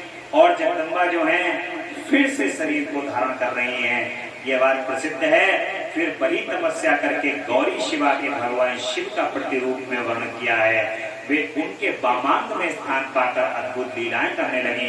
हे नारद, इस तरह मैंने तुमसे सती के परम अद्भुत दिव्य चरित्र का वर्णन किया है, जो भोग और मोक्ष को देने वाला है तथा संपूर्ण कामनाओं को पूर्ण करने वाला है। ये उपाख्यान पाप को दूर करने वाला, पवित्र एवं परम पावन है। स्वर्ग, यश तथा आयु को देने वाला है तथा पुत्र पौत्र फल को प्रदान करने वाला है। जो भक्तिमान पुरुष भक्ति भाव से लोगों को यह कथा सुनाता है, वह इस लोक में संपूर्ण कर्मों का फल पाकर परलोक में परगति को प्राप्त होता है, परम गति को प्राप्त होता है, जो भगवान की इस कथा को सुनता है और सुनाता है। इसलिए बड़े प्रेम से माता सती का ये जो खंड है परम कल्याणकारी है। बड़े भक्ति से, भाव से पूरे जीवन भर आप केवल कथा को कथा की तरह सुनकर के न छोड़ दें, इसको हृदय में धारण करें। ये जब हृदय में धारण रहेगा हर समय, तो आपको परम कल्याणकारी साबित होगा। और परम कल्याण जो है वो भगवान और माता की भक्ति में ही है, उनके स्मरण में। बोले शंकर भगवान की जय, जगदम्बा रानी की जय। रुद्र संहिता के तृतीय खंड में पार्वती खंड प्रारंभ होगा। हिमालय के स्थावर जंगम त्रिविध स्वरूप एवं दिव्य तत्व का वर्णन है और मैना के साथ उनका विवाह होता है। तब मैना आदि को पूर्व जन्म में प्राप्त हुए सनकादि के शाप एवं वरदान का कथन है। नारद जी ने पूछा कि हे ब्रह्मा, हे पिता के यज्ञ में अपने शरीर का परित्याग करके दक्ष कन्या जगदम्बा सती देवी किस प्रकार गिरिराज हिमालय की पुत्री हुई और किस तरह अत्यंत उग्र तपस्या करके उन्होंने बिना शिव को ही पति के रूप में प्राप्त किया, यह मेरा प्रश्न है। आप इस पर भली भांति विशेष रूप से प्रकाश डालिए। ब्रह्मा जी ने कहा कि मुनि नारद, तुम पहले पार्वती की माता के जन्म विवाह और अंत भक्ति पूर्वक पावन चरित्र को सुनो। मुनि श्रेष्ठ, उत्तर दिशा में पर्वतों के राजा हिमवान नामक महान पर्वत है जो महातेजस्वी और समृद्धशाली है। उनके दो रूप प्रसिद्ध हैं, स्थावर और दूसरा जंगम। मैं संक्षेप में उनके सूक्ष्म स्थावर स्वरूप का वर्णन करता हूँ। वह रमणीय पर्वत नाना प्रकार के रत्नों का आकार है और पूर्व तथा पश्चिम समुद्र के भीतर प्रवेश करके इस तरह खड़ा है कि मानो भूमंडल को नापने के लिए कोई मानदंड हो। वह नाना प्रकार के वृक्षों में प्राप्त है और अनेक शिखरों के कारण विचित्र शोभा से संपन्न दिखाई देता है। सिंह, व्याघ्र आदि पशु सदा सुखपूर्वक उसका सेवन करते हैं। हिम का जो भंडार ही है, इसलिए अत्यंत उग्र जान पड़ता है। भांति भांति के आश्चर्यजनक दृश्यों से ही उसकी विचित्र शोभा होती है। देवता, ऋषि, सिद्ध और मुनि उस पर्वत का आश्रय लेकर रहते हैं। भगवान शिव को यह बहुत ही प्रिय है, तपस्या करने का स्थान है। स्वरूप से ही वह अत्यंत पवित्र और महात्माओं को भी पावन करने वाला है। तपस्या में यह अत्यंत शीघ्र सिद्धि प्रदान करता है। अनेक प्रकार की धातुओं की खान और शुभ है। वह दिव्य शरीर धारण करके सर्वांग सुंदर रमणीय देवताओं के रूप में भी स्थित है। भगवान विष्णु का अविकृत अंश है, इसलिए यह शैलराज साधु संतों को अधिक प्रिय है। हिमालय पर्वत तपस्या का स्थान है और ब्रह्मा जी वर्णन कर रहे हैं। एक समय गिरिवर हिमवान ने अपनी कुल परंपरा की स्थिति और धर्म की वृद्धि के लिए देवताओं तथा पितरों का हित करने की अभिलाषा से अपना विवाह करने की इच्छा की। मुनीश्वर उस अवसर पर संपूर्ण देवता अपने स्वार्थ का विचार करने के लिए दिव्य पितरों के पास आकर उनसे प्रसन्नता पूर्वक कहते हैं। देवता कहते हैं कि पितरों, आप सब लोग प्रसन्न चित्त होकर हमारी बात सुने और यदि देवताओं का कार्य सिद्ध करना चाहते हैं तो आपको भी अभिष्ट हो तो शीघ्र वैसा ही। आपकी ज्येष्ठ पुत्री जो मैना नाम से प्रसिद्ध है, वह मंगल रूपणी, उसका विवाह आप लोग अत्यंत प्रसन्नता पूर्वक हिमवान पर्वत से कर दें। ऐसा करने पर आप सब लोगों को सर्वदा महान लाभ होगा और देवताओं के दुखों का निवारण भी पग पर होता रहेगा। देवताओं की ये बात सुनकर पितरों ने परस्पर विचार करके सुकृति देवी और अपनी पुत्री मैना को विधि पूर्वक हिमालय के हाथ में दे दिया।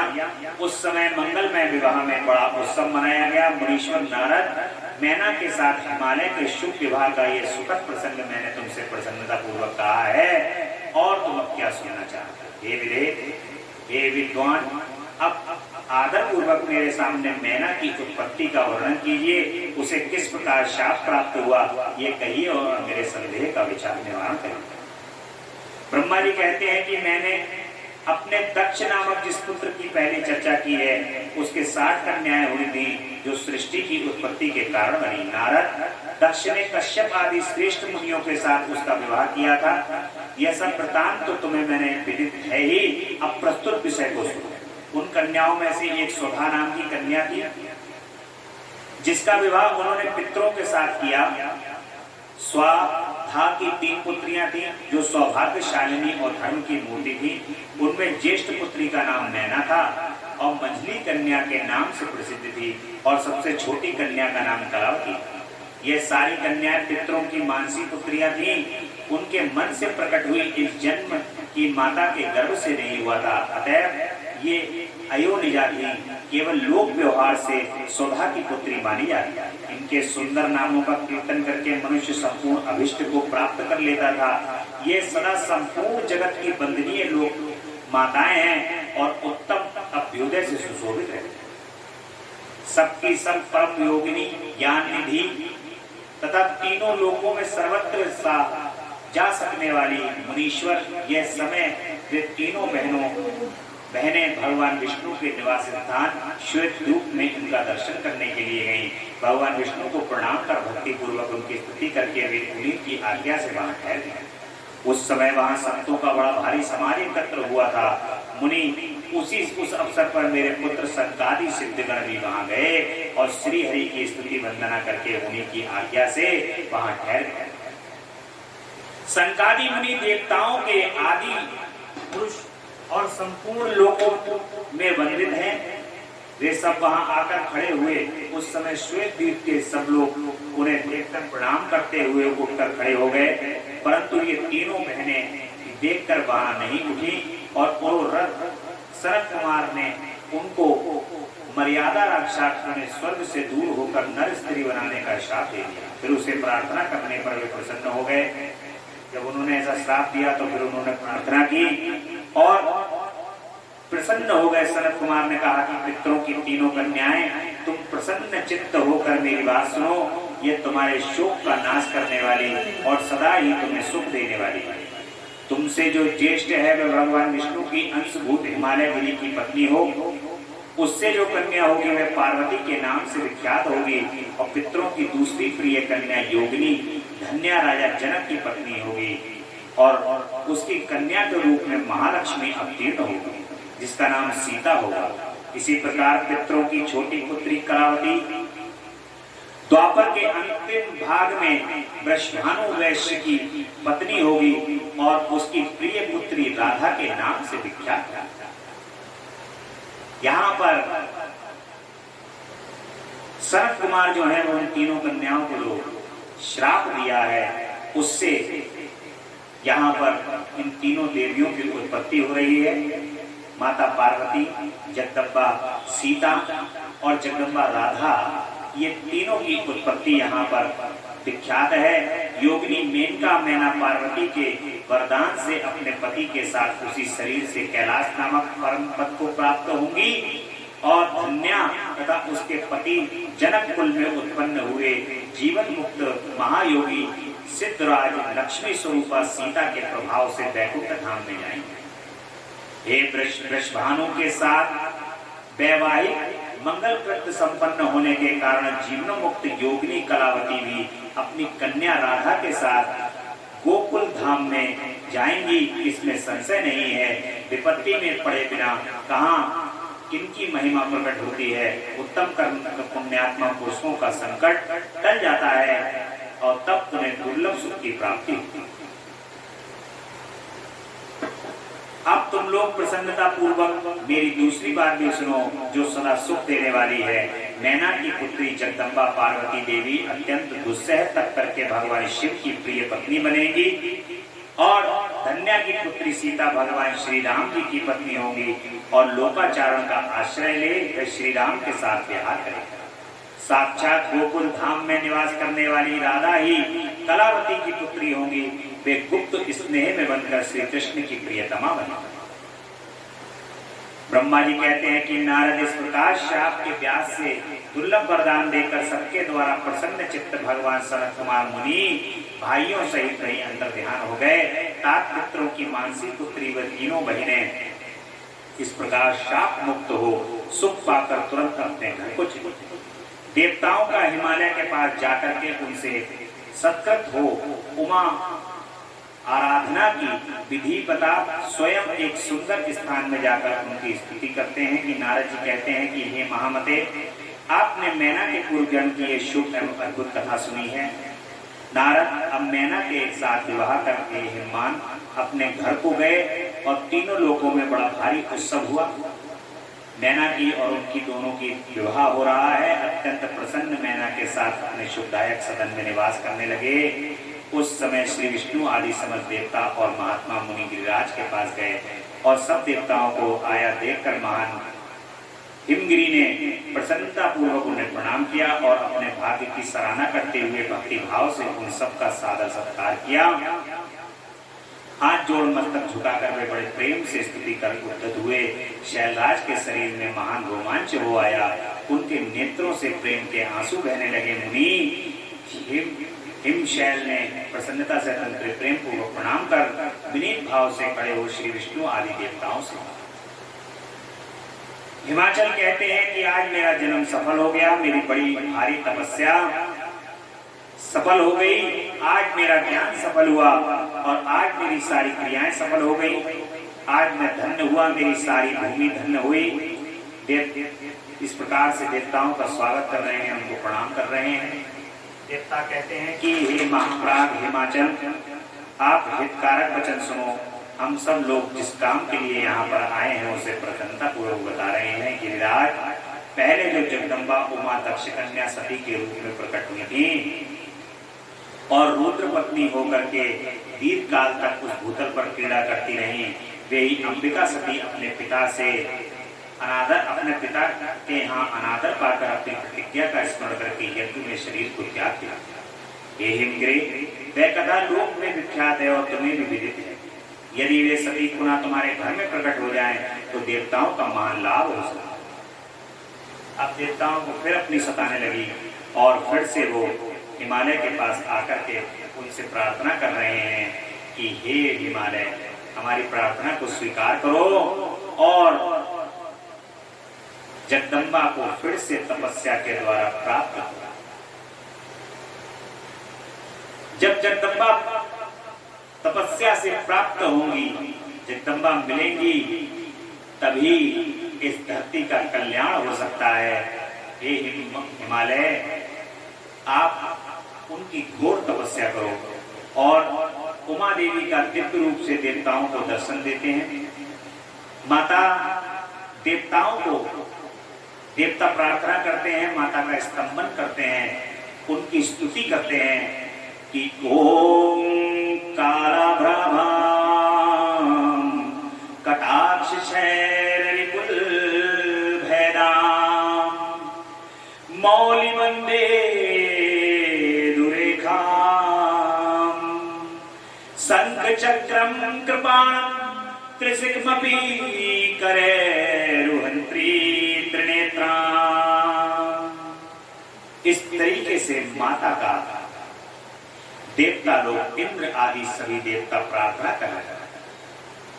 सिंह स्कंधादिरुणा द्रवबलम खिलम तेजसा पूरयन्ति ध्यायेति दुर्गा जयाख्यां तिर्दश परिवृतां सेवितां सिद्धिका में। हमारे कार्य को सिद्ध करने के लिए जगदम्बा तुम अवतरण कर लो। शंख चक्र गदा पद्म को धारण करके सिंह स्कंधादिरुणाम त्रिभुवनम खिलम तेजसा पूरयन्ति, सिंह पर सवार होकर के और चक्र को धारण करके हमारा कल्याण करो, हमारे कार्य को सिद्ध करो। ऐसी प्रार्थना करने लगे। इंद्र आदि सभी देवता माता की मां तो बड़ी जल्दी प्रसन्न हो जाती हैं, जगदम्बा प्रसन्न हो जाती है और देवताओं से कहती हैं कि हे देवताओं, तुम्हारे कार्य को सिद्ध करने के लिए मैं अवश्य आऊंगी, अवश्य आऊंगी, अवश्य आऊंगी। ऐसे माता वरदान प्रदान कर देती हैं और जगत जननी सती साध्वी महेश्वरी उमा की स्तुति करके हृदय में विशुद्ध प्रेम लिए वे सब देवता उनके दर्शन की इच्छा से माता के सामने खड़े हो जाते हैं। माता से प्रार्थना, भूरी भूरी प्रार्थना है और माता प्रसन्न होकर के उनको परम वर प्रदान कर देती हैं। ऐसा मां की इस कथा के अंदर है। अब हिमालय और मैना दोनों माता की प्राप्त करने के लिए घोर तपस्या करते हैं और हिमालय के यहाँ पर माँ अब जन्म लेने वाली है, आने वाली है बहुत जल्द ही। और मैना को प्रत्यक्ष दर्शन देकर माँ उन्हें अभीष्ट वरदान से संतुष्ट करती हैं और मैना से मैना का जन्म होता है। नारद जी ने पूछा, पिताजी जब देवी दुर्गा अंतर ध्यान हो गई और देवगण अपने धाम को चले गए उसके बाद क्या हुआ? अब ये तो प्रार्थना कर ली माता जी से, माता जी ने बाधा भी कर दिया। ब्रह्मा जी ने कहा, मेरे पुत्रों में श्रेष्ठ विप्रवर नारद जब विष्णु आदि देव समुदाय हिमालय और मैना देवी की आराधना का उपदेश दे चले गए, तब गिरिराज हिमाचल और मैना दोनों दंपत्ति बड़ी भारी तपस्या को आरंभ कर दिया। वे दिन रात शंभु और शिवा का चिंतन करते हुए भक्ति युक्त चित्त से नित्य उनकी सम्यक रीति से आराधना करने लगे। हिमवान की पत्नी मैना बड़ी प्रसन्नता से शिव सहित शिव देवी की पूजा करने लगी। वे उन्हीं के संतोष के लिए सदा ब्राह्मणों को दान देती रहती थी। मन में संतान की कामना ले मैना चैत्र मास के आरंभ से लेकर 27 वर्षों तक प्रतिदिन तत्परता पूर्वक शिवा देवी की पूजा और आराधना में रहती। वे अष्टमी को उपवास करके नवमी को लड्डू बलि सामग्री पीठी खीर गंध पुष्प आदि देवी को भेंट करती। गंगा के किनारे औषधि प्रस्थ में उमा की मिट्टी की मूर्ति बना करके नाना प्रकार की वस्तुएं समर्पित करके उनकी पूजा करती। और मैना देवी कभी निराहार रहती, कभी वस्त्र के नियमों व्रत के नियमों का पालन करती, कभी जल पीकर रहती और कभी हवा पीकर ही रह जाती। और विशुद्ध तेज से दमकती हुई दीप्त मती मैना ने प्रेम पूर्वक शिवा में चित्त लगाए 27 वर्ष व्यतीत कर दिए। 27 वर्ष पूरे होने पर जगतमयी शंकर कामिनी जगदम्बा उमा अत्यंत प्रसन्न हुई। मैना की उत्तम भक्ति से संतुष्ट हो वे परमेश्वरी देवी उन पर अनुग्रह करने के लिए उनके सामने प्रकट हो गई। तेजो मंडल के बीच में विराजमान तथा दिव्य अभ्युदयों से संयुक्त उमा देवी प्रत्यक्ष दर्शन दे मैना से हंसती हुई पूछती, गिरिराज हिमालय की रानी महासाध्वी मैना, मैं तुम्हारी तपस्या से प्रसन्न हूँ। तुम्हारे मन में जो अभिलाषा हो उसे कहो। मैना, तुमने तपस्या व्रत और समाधि के द्वारा जिस जिस वस्तु के लिए प्रार्थना की है वह सब मैं तुम्हें दूंगी।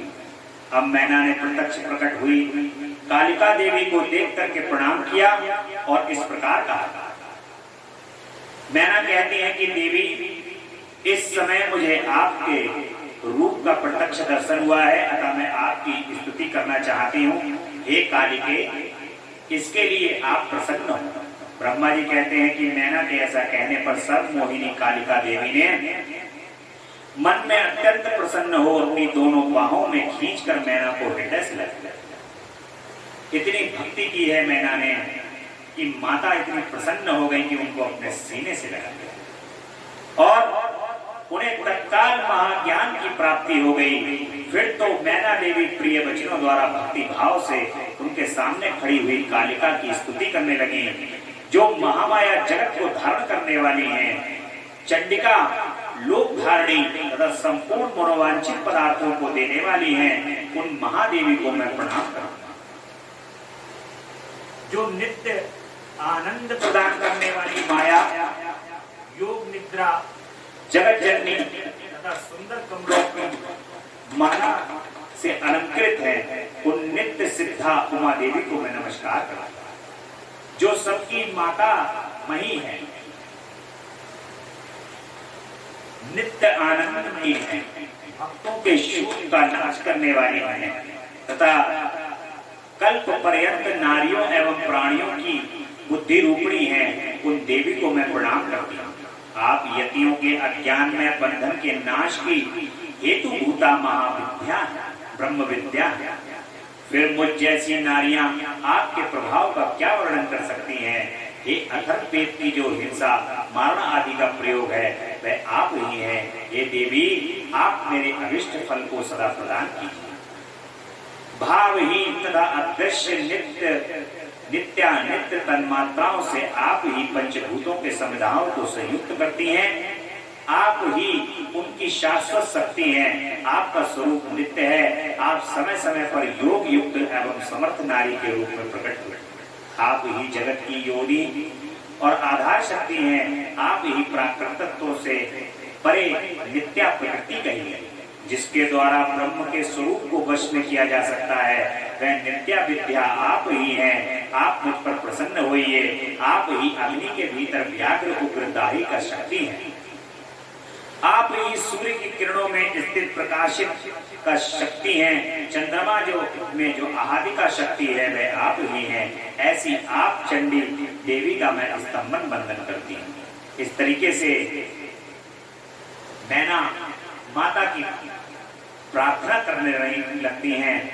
नारद मैना की इस प्रकार स्तुति करने पर माता कालिका ने पुनः उन महा मैना देवी से कहा कि तुम अपना मनोवांछित वर मांग लो। हिमाचल प्रिय, तुम मुझे प्राणों के समान प्यारी हो। माता जी कह रही है तुम प्राणों के समान, तुम्हारी जो इच्छा हो वह मांगो, मैं निश्चय ही दे दूंगी। तुम्हारे लिए देने के लिए मुझे कुछ अधेर नहीं।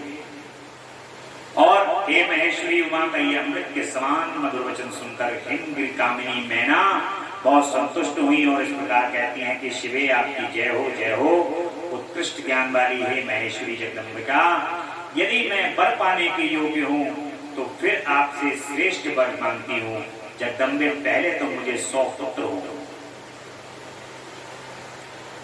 उन सबकी बड़ी आयु हो, वे बल पराक्रम से युक्त तथा रिद्धि सिद्धि से संपन्न हो। उन पुत्रों के पश्चात मेरी एक पुत्री हो जो स्वरूप और गुणों से सुशोभित होने वाली है। वह दोनों कुलों को आनंद देने वाली तथा तीनों लोकों में पूजित हो। हे जगदम्बिके शिवे, आप ही देवताओं का कार्य सिद्ध करने के लिए मेरी पुत्री तथा रुद्रदेव की पत्नी हुई और तदनुसार लीला की। अपनी पुत्री होने का वरदान दक्ष ने मांगा और मैना ने। ब्रह्मा जी कहते हैं कि नारद मैना की बात सुनकर के प्रसन्न हृदया देवी उमा ने उनके मनोरथों को पूर्ण करने के लिए मुस्कुराकर कहा कि पहले तुम्हें 100 बलवान पुत्र प्राप्त होंगे, उनमें भी एक सबसे अधिक बलवान होगा और प्रधान होगा।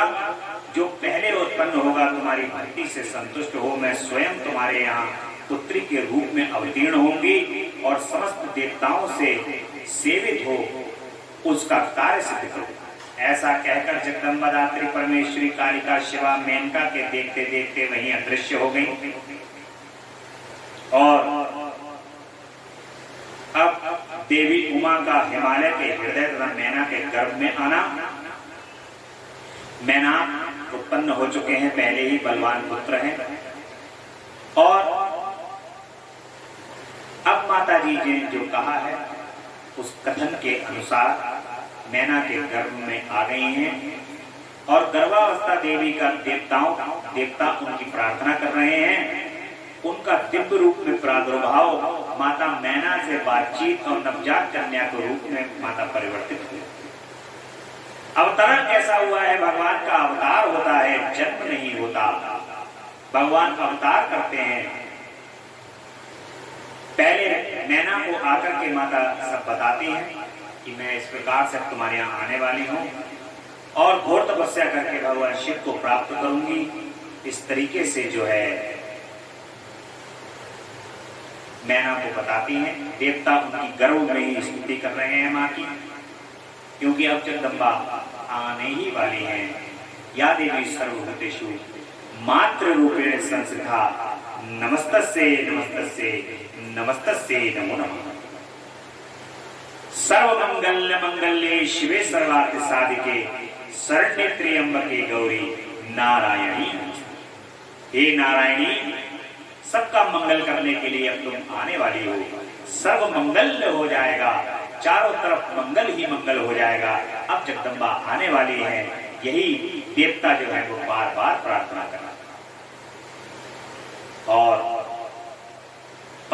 जी का मैना के यहाँ पर जन्म होता है। बड़ा ही मंगल गान होता है, बड़ा मंगल होता है, क्योंकि बाबा के घर लाली आ गई है और चारों ओर नर नारी उत्सव मना रहे हैं। चारों ओर उत्सव ही उत्सव है, सोने के थाल बज रहे हैं, ढोल नगाड़े बज रहे हैं, क्योंकि अब जो है वो जगदम्बा लोक का कल्याण करने के लिए पार्वती के रूप में वहां पर विराजित हो गई हैं। जगदम्बा रानी की जय, अम्बा मैया की जय। भई प्रकट कृपाला दीन दयाला, वो दीन दयाला है, कृपाला है, अब वो प्रकट हो गई है मैना के यहाँ पर परम लीला करने के लिए, अपनी लीला से इस समस्त संसार का, जगत का कल्याण करना।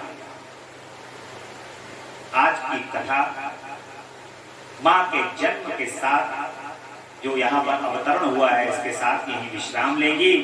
कल की कथा में माता का नामकरण नारद और हिमवान के यहाँ पर किस प्रकार से जाएंगी, हिमवान क्या जाए, संदेशा जाएगा, माता किस तरीके से भगवान शिव की तपस्या करके उनको प्रसन्न करने की प्रयास करेंगी, और भगवान शिव माता का परीक्षा लेंगे। ये सब हम कल की कथा में सुनेंगे। और संभवतः परसों की कथा में आपको हरियाली तीज वाले दिन भगवान शिव और माता पार्वती के विवाह का प्रसंग सुनने का अवसर प्राप्त होगा। बड़ा ही सुंदर और बड़ा अच्छा अद्भुत दिन यहाँ पर आ गया है, हरियाली तीज, भगवान शिव का और माता पार्वती का ये दिवस आपको परम सुखमय और आनंदमय हो, आपके जीवन में कल्याण हो। परसों आप सभी भगवान शिव के विवाह के लिए तैयार रहें। शिव का बड़ा अद्भुत और आनंदमय, आनंद को प्रदान करने वाला विवाह होगा और सभी भक्तगण यहाँ पर भगवान के इस विवाह का आनंद लें, परम सुख प्राप्त करें, परम आनंद प्राप्त करें। बोले जगदम्बा रानी की जय, शंकर भगवान की जय। हर हर महादेव, हर हर महादेव। बड़े प्रेम से 2 मिनट भगवान का भजन करेंगे। तेरा पल पल बीता जाए, मुख से जप ले नमः शिवाय, ओम नमः शिवाय, ओम शिवाय, ओम नमः शिवाय, ओम नमः शिवाय। मुसाफिरी जब पूरी होगी, चलने की मजबूरी होगी, मुसाफिरी जब पूरी होगी, अवसर खाली न जाए, मुख से जप ले नमः शिवाय। तेरा अवसर खाली न जाए, मुख से जप ले नमः शिवाय, ओम नमः शिवाय, ओम नमः शिवाय, ओम नमः शिवाय, ओम नमः शिवाय। नमः शिवाय, नमः शिवाय, नमः शिवाय, नमः शिवाय, नमः शिवाय, नमः शिवाय, नमः शिवाय, नमः शिवाय। अवसर खाली न जाए, मुख से जप ले नमः शिवाय, ओम नमः शिवाय, ओम नमः शिवाय, ओम नमः शिवाय, ओम नमः शिवाय। बोले हर हर महादेव, हर हर हर महादेव, हर हर हर महादेव। शिव शंभु कैलाशपति जगदम्बा